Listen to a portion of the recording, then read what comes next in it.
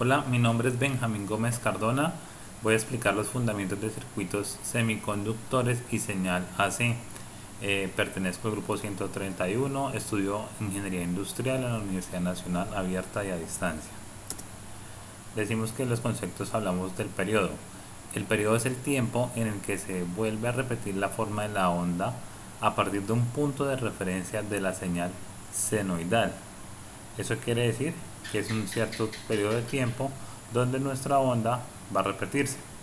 La señal AC se denomina corriente alterna a la corriente eléctrica en la que la magnitud y el sentido varían cíclicamente en un periodo de tiempo.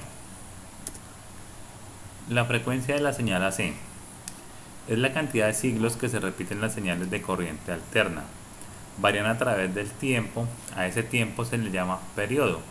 La unidad de medida del periodo es la T, que son los segundos, y la unidad de medida de la frecuencia, que se simboliza con la F, son los hertz.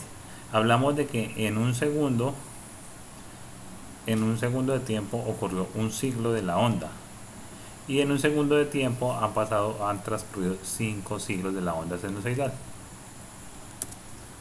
La fase es el tiempo o ángulo que lleva una señal de adelanto o atraso con respecto a la otra de referencia. Decimos que dos puntos de la onda están en fase o que tienen igual fase cuando su elongación y la velocidad de su movimiento o la velocidad de vibración coinciden. La elongación de la fase y velocidad de movimiento coinciden. La amplitud. La amplitud se refiere al tamaño de la señal en la curva respecto al eje X.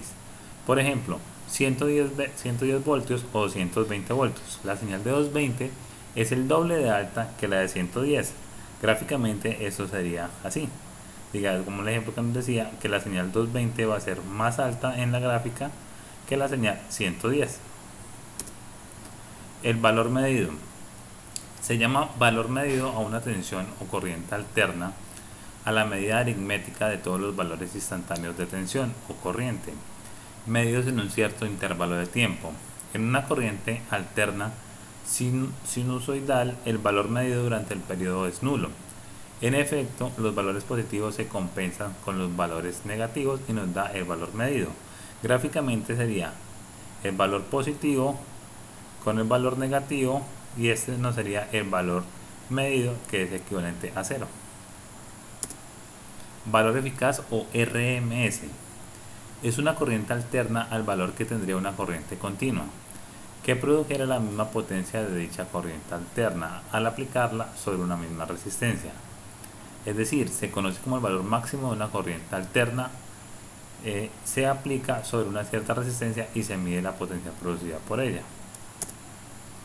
A la pregunta que nos decía que qué diferencia hay entre un semiconductor tipo P y un conductor tipo N, los conductores tipo P son de base de átomo de silicio, los cuales se combinan con otros elementos para que sean trivalentes, lo cual aumenta el exceso de conductividad al aumentar el número de orificios presentes. En otras palabras, es el exceso de carga positiva que quedan los elementos tipo P. Y los tipo N son también de base de átomo de silicio, son pentagonales, aumentan la conductividad mediante el aumento de electrones disponibles, o sea, el exceso de cargas negativas. ¿Cómo se fabrican estos elementos semiconductores? Para la elaboración de los materiales semiconductores del tipo P se realiza agregando los elementos del grupo 3 de la tabla periódica química. Siempre su base va a ser silicio, y los elementos del grupo P de la tabla 3 del grupo de la tabla periódica, que es el boro, el aluminio, el galio, el iridio. Para la elaboración del material semiconductor del tipo N se le agregan los elementos del grupo B, del grupo 5, perdón, de la tabla periódica, que estamos hablando de que es nitrógeno, fósforo, arsénico, antimonio. Gracias.